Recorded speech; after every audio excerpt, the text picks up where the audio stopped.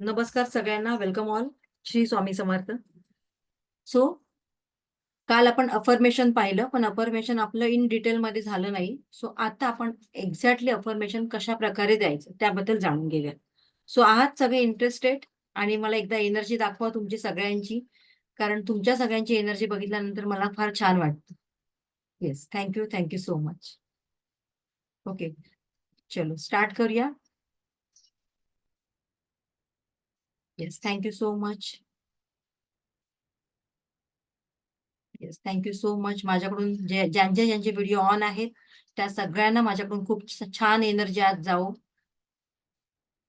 तुमचा दिवस उत्तम जाऊ देत. आजच्या दिवस खूप सुंदर. तुमच्या लाईफमध्ये जे जे हवंय ते सगळं तुम्हाला मिळू देत, ही स्वामींचरणी प्रार्थना. ओके, सो आता आपण अफर्मेशन बद्दल जाणून घेऊया. काय आहेत अफर्मेशन हे आपण काल पाहिलं. पण जसं मी सांगितलं की प्रत्येकाच्या नीड्स, प्रत्येकाच्या गरजा वेगवेगळ्या असतात आणि त्याप्रमाणे अफर्मेशन काम करतात. सो अफर्मेशन देताना किंवा अफर्मेशन बोलताना एकतर त्याच्यावर आपला विश्वास असायला पाहिजे. आत्ता माझा पेमेंट 30,000 रुपये आहे आणि मॅडम तुम्ही म्हणताय की 1 BHK चं स्वप्न मी बघते, तर हे चुकीचं आहे की करेक्ट आहे? कोण सांगेल बरं मला? येस, कोण सांगेल? हा, सीमा मॅडम काय आहे? जर राईट असेल तर असं करा, चुकीचं असेल तर रॉंग करा, दाखवा मला. राईट आहे. सो सीमा मॅडम म्हणतात की राईट आहे. ओके, विद्या मॅडम पण म्हणतात राईट आहे. का बरं राईट आहे? कारण या युनिव्हर्सने आपल्या प्रत्येकासाठी काहीतरी योजना केलेली आहे आणि त्याच्या योजना आपल्या योजनांच्या पलीकडे असतात, खूप सुंदर असतात. पण काय येतं, आपला हा पणच आड येतो. माझ्यामध्ये तेवढे गट्स आहेत का? मला ते पॉसिबल होईल का? किंवा माझ्या आत्ताची आर्थिक परिस्थिती तेवढी प्रॉपर नाहीये. अशा अनेक उदाहरणं आपल्यासमोर आहेत. पण माझ्या बॅचमध्ये आल्यानंतर मे बी कोण ना कोणतरी माझा आधीचं स्टुडंट असेल किंवा त्यांचेच कोणतरी रिलेटिव्हज वगैरे इथे बसलेले असतील, राइट? कारण रेफरन्स दिलेला असतो तुम्हाला, काहीतरी त्यांना अनुभव आलेला असतो, त्याशिवाय तुम्हाला रेफरन्स दिला जात नाही, बरोबर ना? सो माझ्या बॅचमध्ये आल्यानंतर हा अनुभव तुम्ही घेऊ शकाल, की मॅडम आपलं लॉजिक एका साइडला जातं आणि मॅजिक एका साइडला व्हायला सुरुवात होते. केव्हा? जेव्हा आपण या रेकीमय दुनियेत प्रवेश करतो तेव्हा. आता मी आधीच म्हणालेली, की हे अंधश्रद्धा वगैरे काही नाहीये. आता तुम्ही म्हणाल, "मॅडम तुम्हीच शब्द वापरताय मॅजिक." मॅजिक म्हणजेच काय? तर जेव्हा आपण रेकी, मी डे 1 पासून तुम्हाला सांगते, रेकी हा शिकण्याचा विषय नाहीये. रेकी हा जगण्याचा विषय आहे. रेकी हा प्रॅक्टिकल करण्याचा विषय आहे.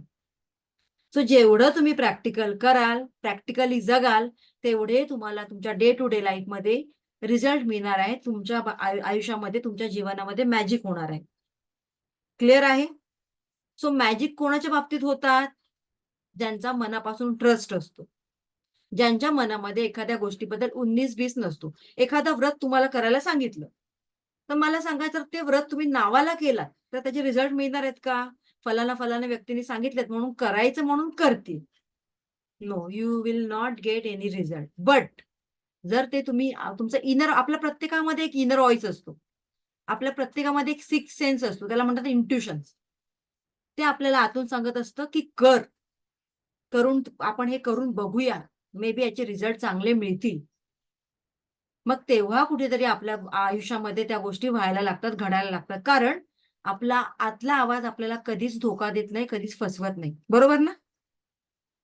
आणि म्हणूनच काही लोकांची कंपनी आपल्याला कम्फर्टेबल वाटते आणि काही लोकांच्या कंपनीमध्ये आपल्याला सेफ वाटत नाही. Yes or no? Because our inner voice, आपली सिक्स्थ सेन्स किंवा आपण त्याला इंट्युशन पॉवर म्हणू शकतो. राइट? सो तुमच्या सगळ्यांमध्ये सुद्धा ती इंट्युशन पॉवर असेल. मे बी आपण त्याला पॉलिश करत नाही. मे बी आपण त्याला कधी अनुभव त्याचा घेत नाही. त्याला कधी युटिलाइज करत नाही आणि म्हणूनच मला माझ्यामध्ये काय आहे, हे जेव्हा तुम्ही जाणायला सुरुवात कराल किंवा आता तुम्ही एवढे सगळे इकडे आलेले आहात मोठ्या संख्येने. तुम्हाला काय वाटतं, ही तुमची चॉईस आहे का रेकी जॉइन करणं? अजिबात नाही. माझी चॉईस आहे का तुम्हाला इथे बोलवणं? अजिबात नाही. तर हा एक युनिव्हर्सल कॉल आहे. हा एक युनिव्हर्सल मेसेज आहे. प्रत्येकाच्या आयुष्यामध्ये तो जातो, पण त्यालाच कनेक्ट होतो ज्याला इथे यायचं आहे. सो जर या सृष्टीतलं एक पान सुद्धा त्याच्या परमिशन शिवाय हलू शकत नाही, तर तुम्ही आम्ही कोण आहोत? नथिंग. आणि म्हणूनच ज्यांनी तुम्हाला इथे कोणी पाठवलं असेल, त्यांना खरोखरच मनापासून थँक म्हणा. पुढे माझा कोर्स तुम्ही कराल, न कराल, आय डोंट नो. इथपर्यंत आलात, हेच मोठं आहे तुमच्यासाठी. फर्स्ट लेव्हल केलात, हे सुद्धा मोठं आहे तुमच्यासाठीच. मे बी तुमचा प्रवास कोणाचा माझ्याबरोबर असेल पुढे, नसेल, गॉड नोज. बरोबर ना? पण इथे येणं हे सुद्धा काही छोटी गोष्ट नाहीये. समजून जायचं की आपला कर्म आता आपल्याला आदेश देतोय, की येस, आता तुझ्या आयुष्यामध्ये चेंजेस यायला सुरुवात होणार आहेत किंवा म्हणतात ना, अच्छे दिन, ते अच्छे दिनची सुरुवात आता व्हायला सुरुवात होईल. पण काय होतं, कधीतरी आपण आपल्या बाबतीत असं होतं, की आपण ते सिम्प्टम्स ओळखतो, आपल्याशी रिलेट करतो.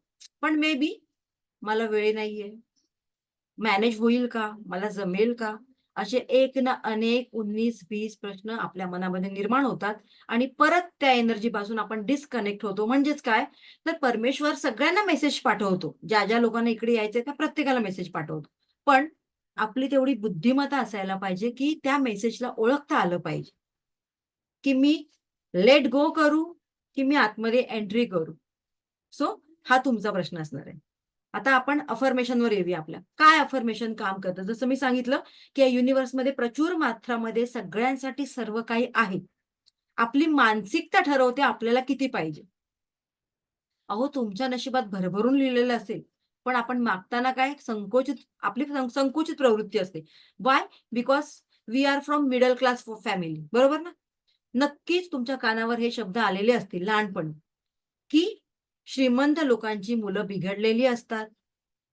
आपलं अंथरूण बघून पाय पसरावं. पैसा काय झाडाला लागलाय का? फलाना, फलाना, फलाना. म्हणजे बिझनेस करावा गुजराती लोकांनी. सगळ्या गोष्टी कराव्यात गुजराती लोकांनी. मी आता इथे कुठे धर्म वगैरे आणत नाही. पण आपली मराठी मेंटॅलिटी कशी असते, आता थोडी बदलायला लागली हे त्यामागचं एक थोडक्यात. की आपणच जर आपल्या मुलांना पुश नाही केलं कुठली गोष्ट करण्यासाठी, तर मला सांगा त्यांच्यामध्ये तो इंटरेस्ट निर्माण होईल का? अजिबात नाही. आणि म्हणूनच ही मानसिकता बदलण्यासाठी हे अफर्मेशन काम करतात.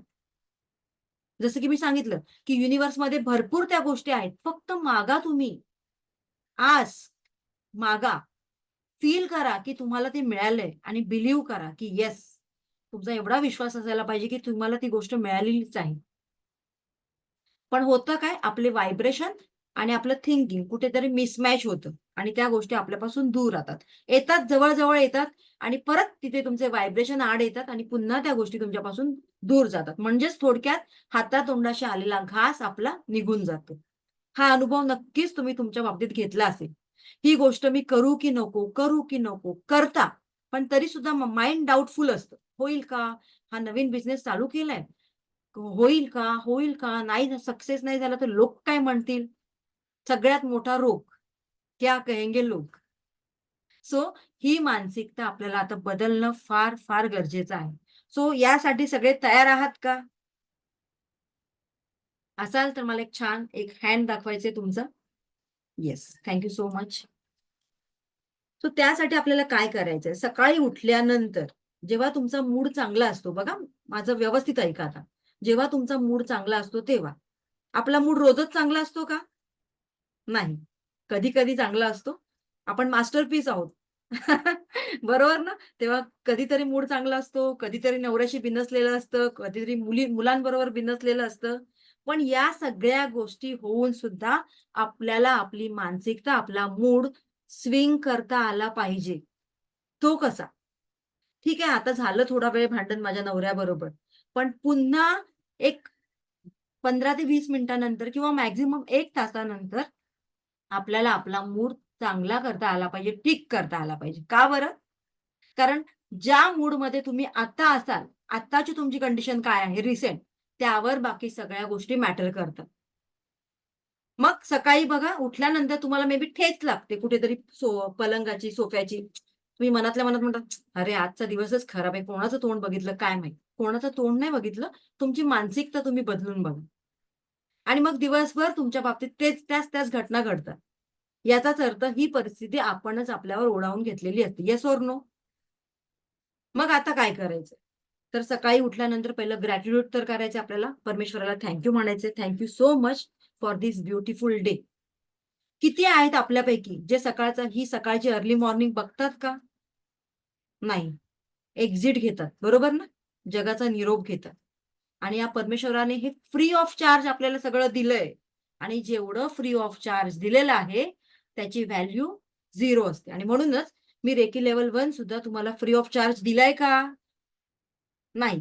मी जे तुम्हाला अटॅचमेंट दिलं, त्याच्या अगेन्स्ट मी तुमच्याकडून एनर्जी एक्सचेंज घेतली. छोटी अमाउंट का होईना, पण घेतली. का? कारण त्याचं महत्त्व तुम्हाला कळणं गरजेचं आहे. त्याचबरोबर आपला कर्मा आपल्या जागी क्लिअर होणं गरजेचं आहे. त्याचबरोबर आपण काय करतो रोज जेवढं फ्री असेल ना, तिकडे पळत असतो. ही एक मोठी चूक आपण करतो. फ्रीमधलं दिलेलं नॉलेज कधीही आपल्याला उपयोगी पडत नाही. त्याच्या अगेन्स्ट एक वेगळा कर्म आपल्यावर परत तयार होत असतो. ते आपल्याला माहीत नसतं मे बी. ओके. सो तुम्हाला जे हवंय ते या युनिव्हर्सकडे मागा. एखाद्या दिवशी तुमचा मूड चांगला असेल, त्या दिवशी सगळे अफर्मेशन तुम्हाला लिहायचे. ओके. एका डायरीमध्ये लिहायचे. आपल्याला काय होतं आधी आपण एवढ्या सगळ्या गोष्टींबद्दल कधी विचार केलेला नसतो. त्यामुळे काय लिहावं हेच एक्झॅक्टली माहीत नसतं. मग काय लिहायचंय? जी लोकं वर्किंग आहेत, जी लोकं प्रोफेशनमध्ये त्यांना पुढे यायचंय किंवा ज्या लोकांना आपल्या आयुष्यामध्ये अबंडन्स हवंय, प्रॉस्पेरिटी हवंय, काहीतरी करायचं आहे. सो त्या लोकांनी त्यांच्या करिअरसाठी अफर्मेशन द्यायचे, की येणाऱ्या 2 वर्षात किंवा येणाऱ्या 5 वर्षामध्ये मी कुठे असायला पाहिजे? माझ्याकडे काय-काय असायला पाहिजे? ज्यांच्याकडे भरपूर पैसा आहे, पण इनर पीस नाहीये. रिलेशनशिप स्पॉईल झालेत. त्यांनी काय अफर्मेशन द्यायला पाहिजे? सो हे तुम्ही ठरवा तुमच्या गरजेनुसार, तुमच्या नीडनुसार. कारण आपण एक्झाममध्ये प्रत्येकाचा पेपर सेम असतो. पण जीवनाच्या एक्झाममध्ये प्रत्येकाचा पेपर सेम असतो का बरं? नाही. परमेश्वर खूप हुशार आहे. आपल्यापेक्षा 100 पावलं पुढे आहे. त्यामुळे त्याने प्रत्येकाला वेगवेगळा पॅटर्न दिलेला आहे आणि तो आपल्यालाच सॉल्व्ह करायचा आहे.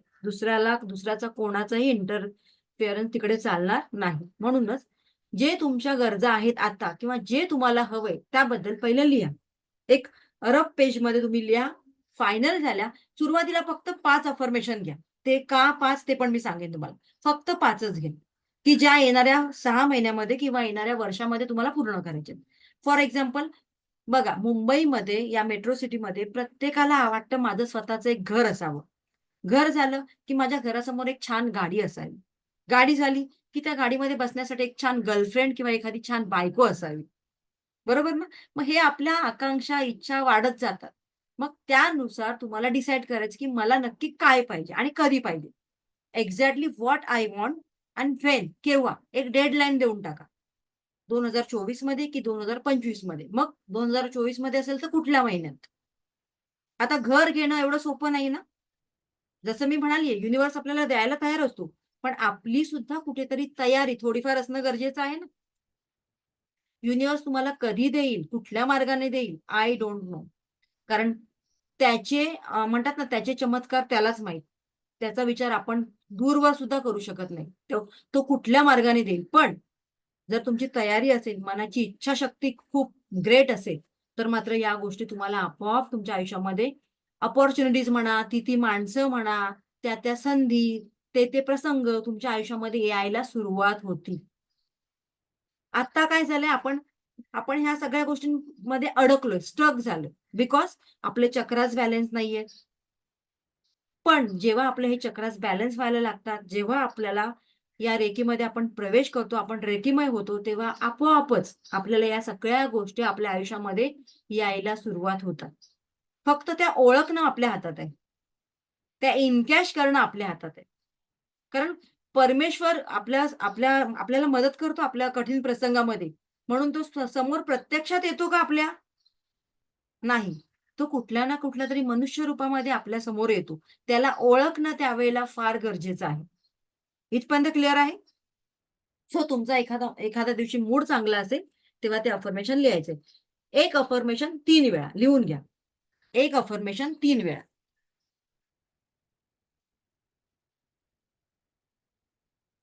एकच मिनिट.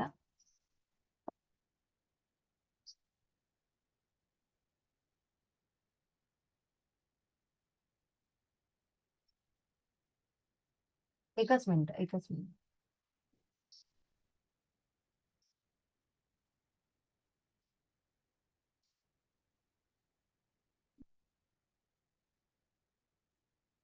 माझी डायरी दाखवत होती तुम्हाला, पण जवळपास आता नाहीये जवळ.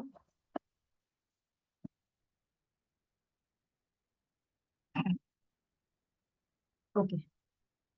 जस्ट माझी एक डायरी दाखवायची होती तुम्हाला अफर्मेशनची. सो अफर्मेशन साठी एक डायरी करा. एवढी असेल तरी चालेल. एकच मिनिट.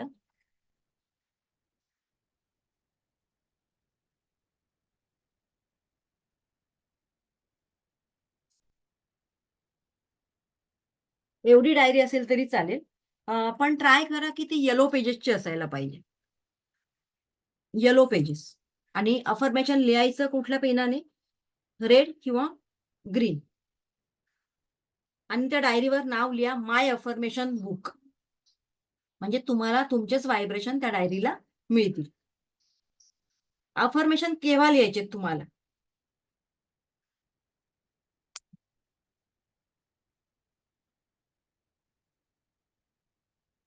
एकतर अर्ली मॉर्निंग, सकाळी उठून, जेव्हा तुम्ही सगळं तुमचं काम झालेलं असेल आणि तुमचं माइंड फ्री असेल तेव्हा लिहा.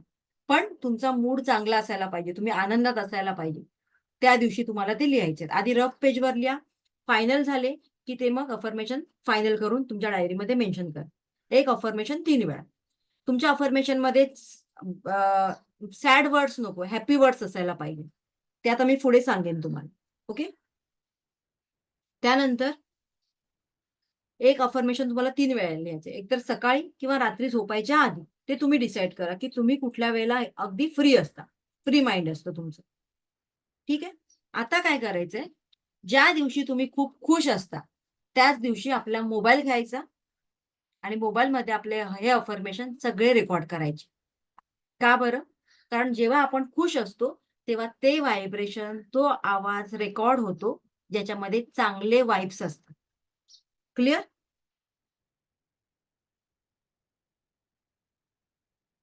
अफर्मेशन ग्रीन किंवा रेड पेनने लिहायचे. ग्रीन, रेड हे अबंडन्सचे कलर आहेत. प्रॉस्परिटीचे कलर आहे. हा एक्झाम्पल देणार आहे मी तुम्हाला, डोंट वरी. आधी फक्त लिहून घ्या. कोण बोलतात बरं? श्रेया मॅडम, मी देणार आहे तुम्हाला एक्झाम्पल, फक्त आता लिहून घ्या.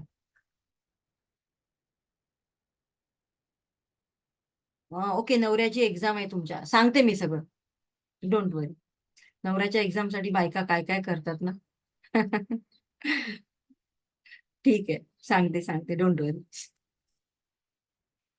नवरे करतात का हो कधी आपल्यासाठी असं काय? ओके, चला. ठीक आहे. सो अफर्मेशन 5च लिहायचे तुम्हाला. सुरुवातीला 5, नंतर हळूहळू जेव्हा तुमचा कॉन्फिडन्स वाढेल, की येस, अरे माझी एक इच्छा पूर्ण झाली, माझे एक गोल फुलफिल झाले. मग त्यानंतर तुम्ही मल्टिपल त्याच्यामध्ये लिहू शकता. आणि जी जे तुमची इच्छा कंप्लीट होईल, तर ती नंतर तिथून रिमूव्ह करायचे. रिमूव्ह करायचे म्हणजेच काय? तर नवीन पेज जेव्हा तुम्ही लिहायला घ्याल, त्याच्यामध्ये ते अफर्मेशन पुन्हा रिपीट नाही करायचे. आता तुमच्या 5 इच्छा होत्या समजा, 5 गोल्स होते. त्यातले 4, एक कंप्लीट झालं. मग तुम्हाला पुढे 4च कंटिन्यू करायचे. त्याच्यामध्ये मग एक तुम्ही एक्स्ट्रा ऍड करू शकता. ठीक आहे? सो येलो कलरची डायरी घ्यायची, पेजेस घ्यायचे, त्याच्यामध्ये अफर्मेशन लिहायचे. एकतर सकाळी किंवा रात्री किंवा जेव्हा तुम्हाला वेळ असतो फ्री तेव्हा. पण हे सगळं करायला बसताना सिस्टमॅटिक बसायचे. छान डिसिप्लिनमध्ये. म्हणजेच कसं? तुमचं वर्क टेबल खूप छान असायला पाहिजे, क्लीन असायला पाहिजे, नीट अँड क्लिअर, क्लटर फ्री. काय होतं? की जेव्हा तुम्ही स्वतः ऑर्गनाइज असता, तुमचं घर ऑर्गनाइज असतं, तुमचं वॉर्डरोब ऑर्गनाइज असतं. कारण मी जेव्हा एखाद्या वास्तू व्हिजिट करायला जाते एखाद्याच्या घरी, तेव्हा आम्ही येणार म्हणून त्या लोकांनी खूप छान घर ठेवलेलं असतं, पण ते वरवर असतं. जेव्हा मी वॉर्डरोब ओपन करायला सांगते, तेव्हा धडाधड कपड्यांच्या असे गठ्ठ्याच्या गठ्ठ्या बाहेर पडतात. म्हणजेच काय? तर तुमचं घर ऑर्गनाइज असणं फार गरजेचं आहे. तरच आपल्या मनामध्ये चांगले विचार येतात. हे राहूला रिलेट करतं. राहू काय म्हणतं, "तुम्ही ऑर्गनाइज राहा, तुम्हाला सगळं मिळणार. डिसिप्लिनमध्ये राहा, तुम्हाला सगळं मिळणार." बरोबर ना? राहू वाईट नाहीये. आपण कसे राहतो त्याच्यावर डिपेंड आहे सगळं. आता पुढे बघूया, की तुमचं घर एकतर स्वच्छ असायला पाहिजे. दर अमावास्या, पौर्णिमेला तुमचं घर स्वच्छ करणं गरजेचं आहे. 15-15 दिवसांनी. मग एकतर अमावास्या निवडा किंवा पौर्णिमा निवडा. सगळ्यात बेस्ट आहे अमावास्येला आपलं घर क्लीन करायचं. ज्या वस्तू यूज नाहीयेत त्या घरातून काढून टाका. जसं की आपल्या मनातून जी माणसं यूज नाहीत ती आपण काढून टाकली. फॉरगिव्हनेस करून. तसंच आपल्या कपाटामध्ये, आपल्या वॉर्डरोबमध्ये, आपल्या घरामध्ये ज्या गोष्टी यूज नाही होणार पुढच्या 5-6 वर्षामध्ये त्याला काढून टाका. मोकळं ठेवा. मोस्ट ऑफ घरातले कोपरे क्लीन करा. कारण जास्त निगेटिव्हिटी घरातल्या कोपऱ्यांमध्ये असते. आठवड्यातून एकदा छान धूप दाखवा. जर तुम्हाला हे माहीत असेल वास्तूमध्ये सेज वापरतात निगेटिव्हिटी दूर करण्यासाठी. ती वनस्पती कुठेही मिळते मार्केटमध्ये. जिथे पूजेचं सामान मिळतं तिथे आरामात मिळते. सो ते एकदा घरातून फिरवा आठवड्यातून एकदा. खूप छान आपल्या घरातली निगेटिव्हिटी रिमूव्ह होते. ठीक आहे. आता झालं घराचं. आता आपण कसं बसायचं? अफर्मेशन लिहिताना. तुमचं स्टडी टेबल व्हॉटएव्हर तुम्ही जे यूज करता ते स्वच्छ, क्लीन असायला पाहिजे. एखादी छान अगरबत्ती लावा. कारण जेव्हा हे सगळे रिच्युअल्स आपण करतो, तेव्हा आपण पूर्णपणे त्या गोष्टी एक्सेप्ट करतो, की येस, हे सगळं मी करायला एवढा वेळ घालवतीये, तर या माझ्या इच्छा किंवा हे माझे गोल्स लवकरच मी मॅनिफेस्ट करणार आहे. कारण हे तुम्ही ॲक्शन घेताय. आणि युनिव्हर्सला कोणती माणसं आवडतात? ॲक्शन घेणारी, अपग्रेड होणारी, अपडेट राहणारी. नाहीतर बसली आहे घरातल्या गाऊनमध्ये, मळकी गाऊन आहे ती, काम करून थकली दिवसभरात आणि तीच गाऊन घालून बसली आहे आणि परमेश्वराकडे ₹1,00,000 मागते. परमेश्वर काय म्हणेल, "पहिलं तुझं स्ट्रक्चर सुधर आणि मग माझ्याकडे काय हवंय ते माग." सो आपल्या कपड्यांमुळे आपली मानसिकता सुद्धा चेंज होते. तुम्ही माझा सेशन अटेंड करताय, बघा ट्राय करा. गाऊनवर बसा आणि छान तयार होऊन बसा. दोघांमधला काय फरक आहे बघा. तुम्हाला कळेल. एक छान प्लीझंट मूड तयार होतो आपला. काहीतरी मिळणार आहे ही वृत्ती तयार होते आणि त्या गोष्टी खरोखरच आपल्याला मिळायला लागतात. कारण एक कपडा सुद्धा आपल्या लाईफमध्ये खूप मॅटर करतो. जसं तुमचं राहणीमान, जसं तुमचं अपडेट राहणं, अपग्रेड राहणं, तसं तुम्ही त्या गोष्टी अट्रॅक्ट करायला सुरुवात करता. ठीक आहे? सो कपड्यांबद्दल मी माझं काही कोणाला दुखावण्याचं मत अजिबात नव्हतं. आपली परिस्थिती कशीही असेल, पण जे काही आहे ते स्वच्छ धुवून व्यवस्थित नीटनेटकं बसणं एवढं तर आपल्या हातात आहे. कारण परिस्थिती सगळ्यांची सेम असते, पण त्याला डावलून जो पुढे येतो त्यालाच म्हणतात सिकंदर. नाहीतर तेच रडगाणं आहे, तेच लाईफस्टाईल आहे. पण त्याच्यातून सुद्धा काहीतरी वेगळं करण्याची कॅपॅसिटी आपल्यामध्ये आहे. ठीक आहे ना? ओके. आता पुढे बघूया चला. अफर्मेशन कोणासाठी काय-काय? लिहून घ्या बरं आता. Daily affirmation. आपल्या रोजच्या लाईफमध्ये आपल्याला कोणी विचारलं, "काय कशी आहेस?" काय म्हणणार आपण? "खूप छान, मस्त मजेत." खूप छान, मस्त मजेत. नाहीतर आपण काय बोलतो, "ठीक आहे, चाललंय." म्हणजे आपले व्हायब्रेशन डाउन झालेले आहेत. मग युनिव्हर्स सुद्धा आपल्याला सपोर्ट करणार आहे का? नाही. सो आजपासून जर कोणी तुम्हाला विचारलं, "कशी आहेस?" किंवा "कसा आहेस?" काय म्हणणार बरं? खूप छान, मस्त मजेत. तुमच्या व्हायब्रेशन सकट ते बोलता आलं पाहिजे. तर तुमच्या आयुष्यामध्ये त्या गोष्टी मल्टिपल होणार आहेत. ठीक आहे? पुढे जाऊया. लिहून घ्या अफर्मेशन मी सांगते. एकच मिनिट मी एसी ऑन करते. मी एक स्वस्थ किंवा मी निरोगी आहे. मी निरोगी व एक आनंदी आयुष्य जगत आहे.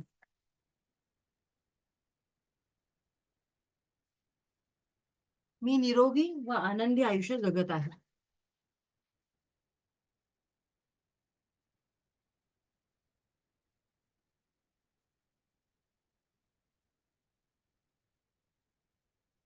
जर तुम्हाला कुठला आजार असेल, तर त्या आजाराचं अजिबात नाव तुम्हाला घ्यायचं नाहीये.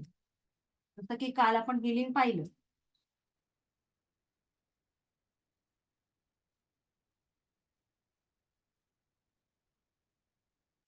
ओके, एकच मिनिट.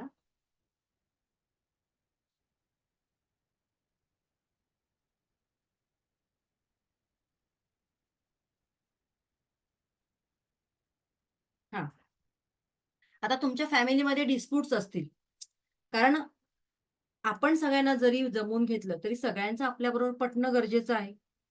सो त्यांचं त्यांचं ते बघून घेतील. मी माझी बाजू क्लिअर करते. सो आपण आपलं अफर्मेशन. माझ्या फॅमिलीमध्ये आमच्या सगळ्यांचं खूप छान बॉन्डिंग आहे. आमचा एकमेकांवर खूप छान विश्वास आहे. मंजिरी मॅडम लहान बाळाला घेऊन बसल्यात बघा, किती डेडिकेशन छान आहे त्यांचं. ग्रेट. ओके. दोघांचे नातेसंबंध जर स्पॉईल झाले असतील, हजबंड वाईफ किंवा आणखी कोणाचेही, तर त्या पर्सनचं नाव घ्यायचंय. या व्यक्तीबरोबरचे माझे संबंध दिवसेंदिवस प्रेमाचे, विश्वासाचे व आनंदाचे झालेले आहेत. मॅडम रिपीट नाही करणार, आता व्हिडिओ बघा तुम्ही नंतर. हा व्हिडिओ देईन मी तुम्हाला अफर्मेशनचा. याच्या पुढचा व्हिडिओ नाही मिळणार तुम्हाला.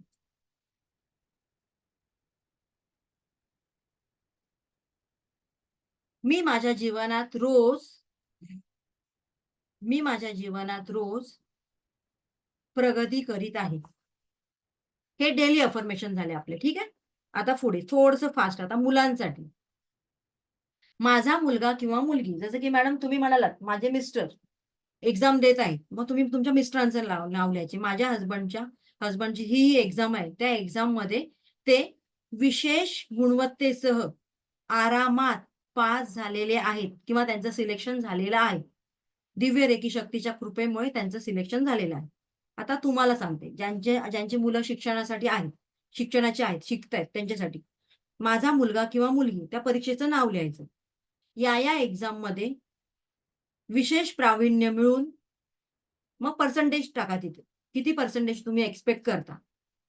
जर 9thला 80 असेल तर 10thला तुम्ही आरामात 92-95% लिहू शकता. या टक्क्यांनी पास झालेली आहे. किंवा तुमचा मुलगा तो करिअरमध्ये पुढे जात असेल. माझा मुलगा या फील्डमध्ये, या क्षेत्रामध्ये खूप पुढे जात आहे, त्याची उत्तम प्रगती होत आहे आणि त्यामुळे आमच्या कुटुंबाला मान-सन्मान प्राप्त झालेला आहे. आता जॉबसाठी. बघा, आपण ज्या ठिकाणी जॉबसाठी ट्राय करतो, सो तिकडचं मॅनेजमेंट उत्तम असायला पाहिजे. नाहीतर जॉब करायला जातोय, सिलेक्शन होतंय, सगळं होतंय, पण नंतर कळतंय, अरे तिकडचा स्टाफ चांगला नाहीये, बॉस चांगला नाहीये, हॅरेसमेंट होतीये, तिकडे पॉलिटिक्स चालते. तर अशा जॉबमध्ये तुम्ही टिकू शकणार आहात का? कितीही चांगला पगार असला तरी? नाही. इनर पीस मिळणार आहे का तुम्हाला? नाही. मग आपण अफर्मेशन लिहायचं. मला फलाना कंपनीमध्ये, XYZ कंपनीमध्ये, जर तुम्ही एक्सपेक्ट करत असाल तर ज्या कंपनीचं नाव, त्या कंपनीचं नाव लिहा. मला या कंपनीमध्ये नसेल तर मला एका उत्तम कंपनीमध्ये एक पोस्ट माहीत असेल, त्या पोस्टचं नाव लिहा. पोस्टवर पगाराची उत्तम नोकरी मिळालेली आहे.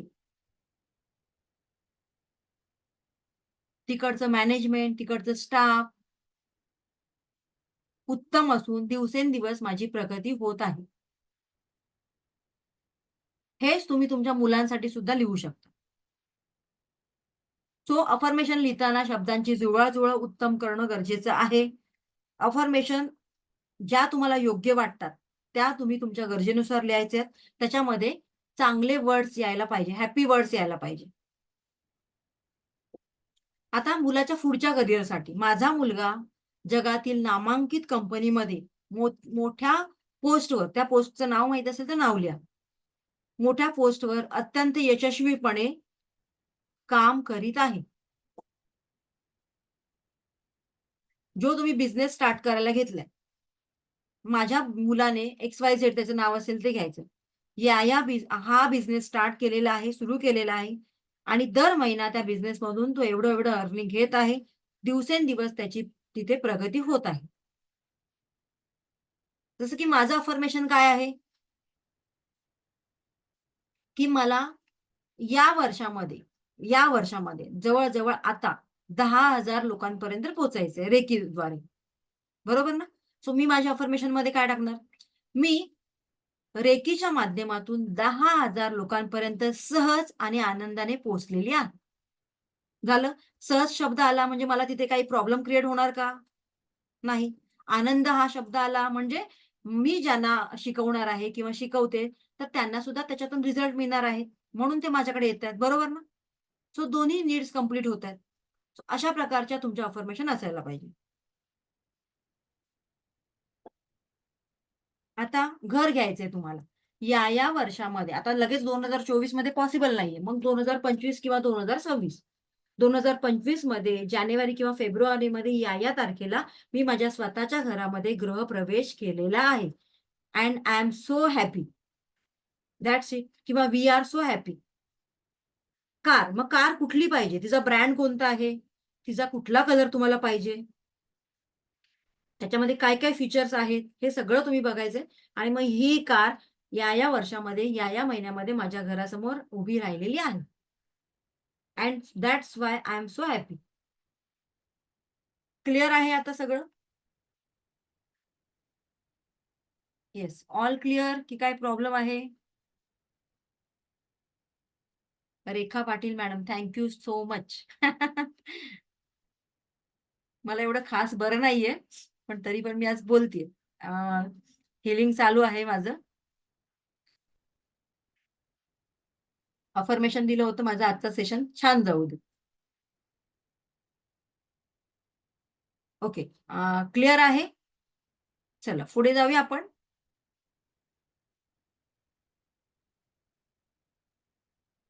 आता तुम्ही तुमच्या नीडनुसार बनवा. कारण असं प्रत्येक जण मला एक-एक वेगवेगळं विचारायला बसलं, तर माझा पूर्ण 10 दिवस इथेच जातील अफर्मेशनमध्ये.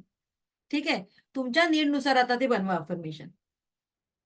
चला आता आपण पुढे जाऊया.